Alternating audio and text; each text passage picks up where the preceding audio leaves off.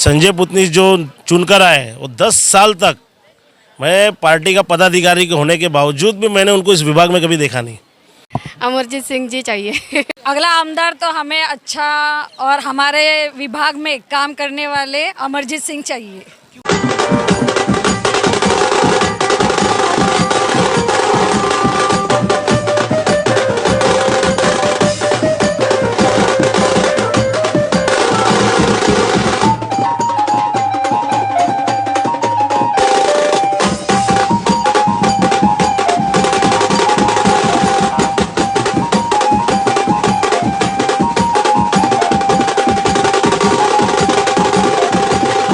समय हम आ चुके हैं कालीना विधानसभा के अंदर। देख सकते हैं कि आज यहाँ पर महायुति के उम्मीदवार अमरजीत सिंह जी की पदयात्रा में आज बड़ी संख्या पे, मैं चाहूँगा कि मेरे सहयोगी दिखाए हुए कि बड़ी संख्या में महिलाओं को आज यहाँ पर, या ये कहूँ कि नारी शक्ति का आज यहाँ पर शक्ति प्रदर्शन साफ तौर पर देखा जा रहा है। कहाँ रहती हैं यहाँ पे? मैं 166 कालीना विधानसभा में रहती हूँ।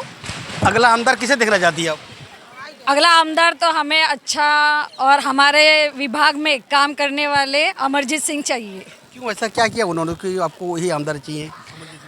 ऐसा देखने के लिए गए तो उन्होंने हमारे कालीना विभाग में बहुत अच्छे से काम किया है। जो लोगों के मुश्किल थे, जो प्रॉब्लम थे, उन्होंने सॉल्व करने के लिए बहुत बड़ी हेल्प की है। जैसे कि कोरोना बिरोना प्लस महामारी के टाइम पे उन्होंने हेल्प किया। फिर अभी भी जो मुख्यमंत्री लाड़की बहन योजना के जो फॉर्म महिलाओं के भरने चाहिए थे वो उन्होंने भरे। जो गरीब महिला है उनको सपोर्ट करे उन्होंने। इसके लिए हमको भावी आमदार करके अमरजीत सिंह चाहिए। ठीक सकते। अब यहाँ पे बात करेंगे। आपका क्या नाम मैडम? कविता शिंदे। कविता जी, क्या लगता है लड़की बहन का पैसा मिला आपको? हाँ मिला। अगला आमदार कौन चाहिए आपको? अमरजीत सिंह जी चाहिए। प्राजक्ता मोहिते।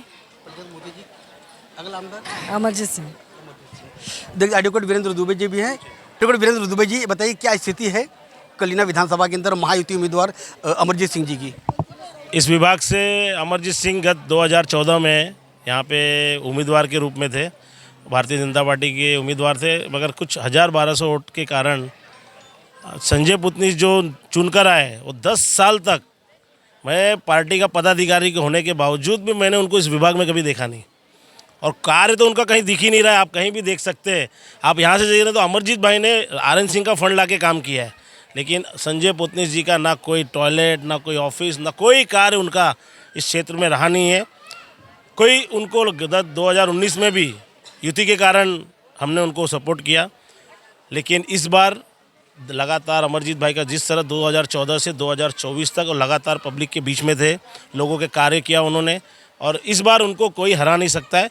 और यहाँ की जनता आप देख रहे हैं, महिलाएं शक्ति देख रही हैं, सबका एक ही मानना है कि अब की बार कलीना में आमदार अमरजीत सिंह। अमरजीत सिंह, देख सकते हैं पत्रकार से राजनेता बने ऐसे ही हरिकेश जायसवाल जी। हरिकेश जी, मैं देख रहा हूँ आपने पत्रकारिता का झोला खूंटी में टांग कर बिल्कुल अमरजीत सिंह के पीछे मजबूती सब लगे हुए हैं।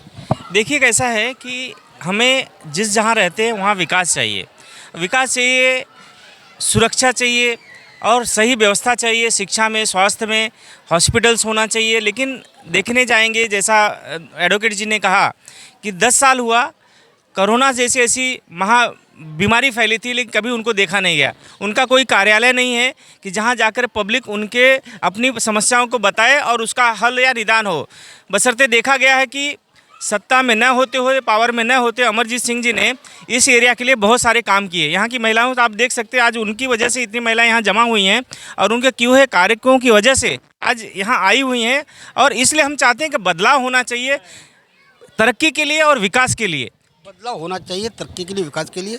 देख सकते हैं जैसा कि एडवोकेट जी का यहाँ पे कहीं कोई बोर्ड पे नाम नहीं है, लेकिन एक नाम यहाँ पे मुझे दिखाई दे रहा है, मोहन अम्बेकर, जो वार्ड अध्यक्ष थे, आज जिला उपाध्यक्ष हैं। मोहन जी, लगता है कि आपकी विशेष कृपा रही है वाड़ी स्टेट के अंदर वार्ड अध्यक्ष जब आप थे तो यहाँ पे कुछ आपका फंड का शेड बना हुआ है, क्या है?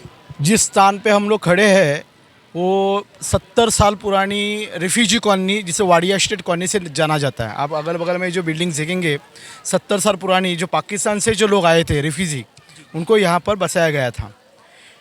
और इसी कॉलोनी में पीछे शिवजी का मंदिर है, वाडेश्वर मित्र मंडल करके है। वो मंदिर के बाजू में टूटे पुराने टॉयलेट्स हुआ करते थे। 2004 में प्रमोद जी का फंड लाके उस टॉयलेट को बाजू में हटा के वहाँ पर व्यायामशाला बांधा है। पहला काम अपना मैंने जो किया है वार्ड अध्यक्ष के कार्यकाल में, वार्ड शिकार 2004 की बात कर रहा हूँ। फिर यहाँ पर ये बालवाड़ी बांधी है, उसके बाद में शौचालय होंगे, स्कूल में कंप्यूटर्स देना हो। एज ए कार्यकर्ता, भारतीय जनता पार्टी का कार्यकर्ता इस समाज के लिए, क्योंकि ये पिछड़ा इलाका है, क्षेत्र है, झोपड़पट्टी से घिरा हुआ ये क्षेत्र रहा है, तो उसमें सामाजिक तौर पे, शैक्षणिक तौर पे, सांस्कृतिक तौर पे जो भी कार्य करना चाहिए वो हम करते आ रहे। सभी कार्यकर्ताओं को इसमें सहयोग मिला है। जैसे अभी एडवोकेट वीरेंद्र दुबे जी ने कहा कि 2014 में जो इलेक्शन हुआ उसमें अमरजीत सिंह जी का सिर्फ 1268 वोटों से पराजय हुआ और संजय पोतनी जी जीत के आए।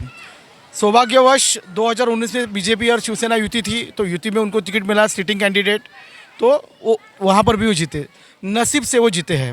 क्योंकि 2014 में मनसे थोड़ा पावरफुल था, तो मनसे ने डिवाइडेशन हो गया था, फिर भी वो जीते थे। अब अमरजीत सिंह जी 2014 में हारने के बावजूद 365 डेज इस कलीना विधानसभा के क्षेत्र में अपने कार्यालय के साथ उपस्थित है। उनका एक पूरा स्टाफ है, इंफ्रास्ट्रक्चर है पूरी तरह से। जो भी लोगों की जो भी समस्या होती है उनका वहाँ पर मार्गदर्शन, उसका हल निकालने का 100% प्रयास किया जाता है। भारतीय जनता पार्टी के विधान परिषद के आमदार, राज्यसभा के खासदार, उनके माध्यम से फंड लाके लोगों के लिए शौचालय हो, गटर की व्यवस्था हो, पानी की व्यवस्था, उसके लिए जो भी निधि करना है, रास्ते बनाने हैं, तो वो उन्होंने किए हैं। 10 साल लोगों ने देखा है। छोटे छोटे चीज़ें बांटनी हो, CSR फंड से कुछ काम करना हो, जो भी करना है उन्होंने कलीना विधानसभा में वो अवेलेबल रहे हैं। और 10 साल में हमने वर्तमान आमदार संजय पोतनी से कभी देखा भी नहीं है। हम विरोध के लिए विरोध नहीं करते। आप इस क्षेत्र में, कलीना विधानसभा के क्षेत्र में किसी भी जनता से आप पूछ लीजिए कि आपने देखा है क्या पोतनी जी को, वो बोलेंगे नहीं, उनका कोई काम नहीं है। तो देखिए, सामाजिक तौर पे काम करते किसी भी राजनीतिक पार्टी के कार्यकर्ता के लिए अपने समाज के लोगों का वहाँ पे काम होना चाहिए, हल होना चाहिए, तो उनका संपर्क कार्यालय चाहिए। संजय पोतनी जी का संपर्क कार्यालय है ही नहीं, कहाँ, किसको पता नहीं है। हम लोग भी 30-35 साल से राजनीति में काम करते हैं, हमको पता नहीं है। बाकी जैसे दिलीप मामा बाजू में आमदार है, कितना काम करते हैं सबको पता है, लेकिन यहाँ पे ऐसा नहीं है। तो ये जो ऊनी हो रही है, यहाँ की जनता जो वंचित रही है, उसको हमको दूर करना है।